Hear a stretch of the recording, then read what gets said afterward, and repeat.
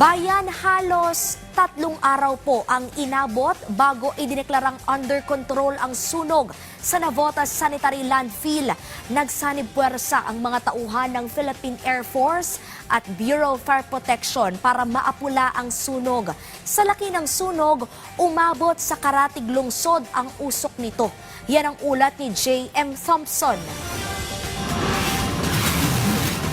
Kuha ang bidyong ito ng Philippine Air Force habang inaapula ang sunog sa pamamagitan ng Healthy Bucket Operation, kung saan nagsasaboy ng tubig mula sa himpapawid gamit ang helicopter.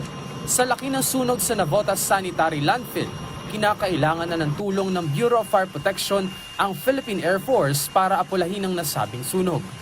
Nagsimula ang sunog nitong April 10 at sa ngayon, dineklarang fire under control na ng Navotas PFP ang sitwasyon sa Navotas Sanitary Landfill.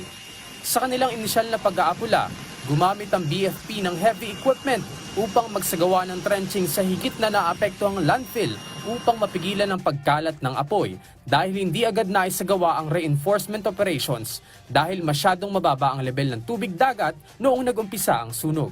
Nag-deploy naman ang iba't ibang kagamitan ng BFP upang mabilis itong apulahin hanggang sa nakipag-ugnayan na ang Navotas LGU sa Philippine Air Force para sa dagdag na tulong.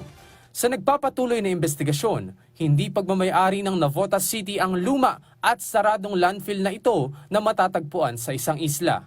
Mas pinaiigting naman ng BFP ang kanilang isinasagawang pag-aapula at monitoring sa nasabing sunog.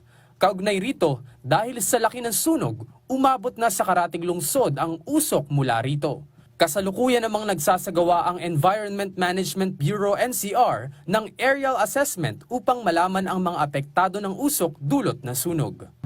J.M. Thompson para sa Pambansang TV sa Bagong Pilipinas.